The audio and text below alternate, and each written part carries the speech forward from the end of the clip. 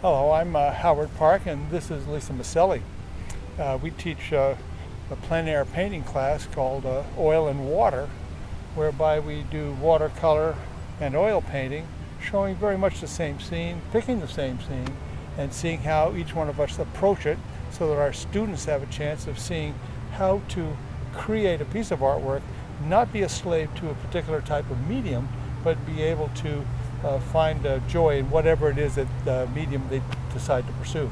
All right, so we obviously are doing an oil painting and a watercolor painting, so there's a difference, but we're going to attempt the same scene. So I prefer to use a softer pencil with the watercolor paper because I can erase it more easily. It doesn't indent into the paper, so it just gives me a little bit more freedom. I do a lot of erasing and, changing my marks because I don't have the ability like Howard does to be able to go back in and make some changes after the fact. I really have to have my sketch pretty well worked out. So a bug just landed on my painting and got into my eraser. Perfect. So send them over here. We'll get them stuck in the paint, then they'll know I painted this outside. So these are some of the pitfalls and glories of plein air painting. So Henry said that you could paint anything, any color, as long as you had the value right. And he made a reference to you could paint red trees, you could paint bluegrass, as long as the value was correct. So value to me is a really intricate and an important part of my painting. And part of the way for me to achieve that is to lift out some of the paint that I put down so that the darks come forward, which is what happens with values in general. They become more chromatic and they come forward. So there still may be some details that have to be worked out as far as the final shapes of some of these, but right now I'm just looking right for that value change, finding that interest. And now I'm going to one more time go back in and find these darks. In the meantime, Lisa is doing a fair amount of drawing. Right, and because I really think in terms of large shapes and values when I'm doing my drawing. And so thinking about those background trees, not as all these individual trees, but really as the larger shapes. And this can really help students who are starting out and feel like, oh, I don't really know how to draw. Well, really think of everything in terms of the larger shapes. And don't worry so much about the detail.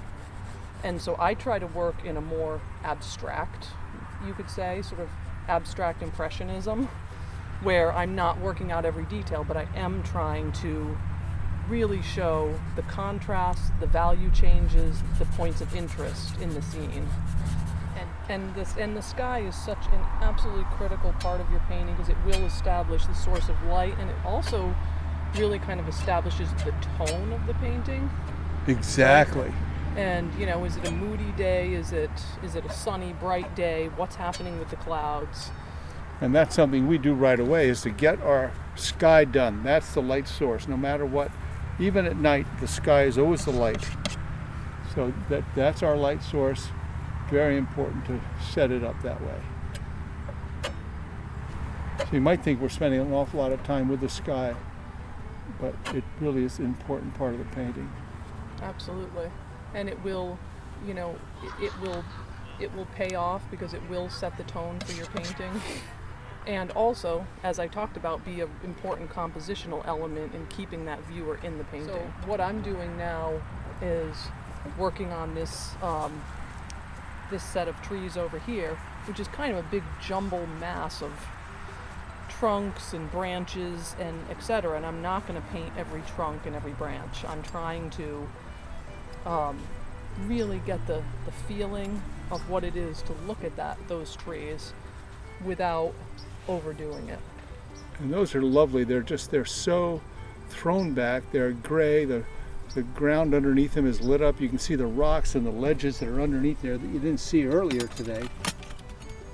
But the beauty is that it's kind of lit up and it's pushed back.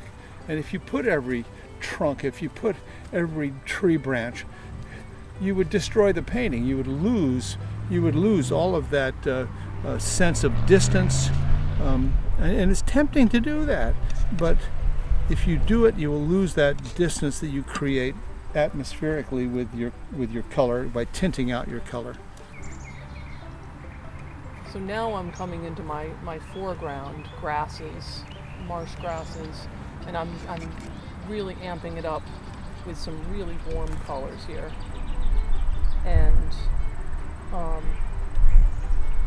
And again, I don't squeeze any of these colors right out of the tube. I'm mixing all of them and really trying to get that sense of the warmth of this field.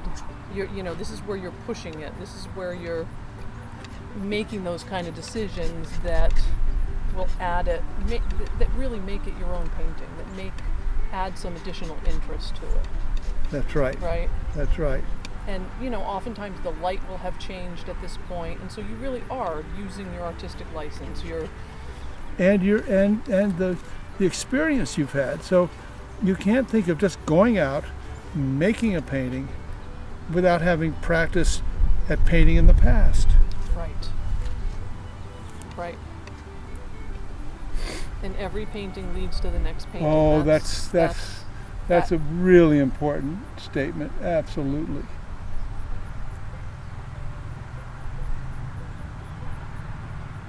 I had a friend, he would be so anxious and angry about what he had done that he would tear up his paintings and throw them away.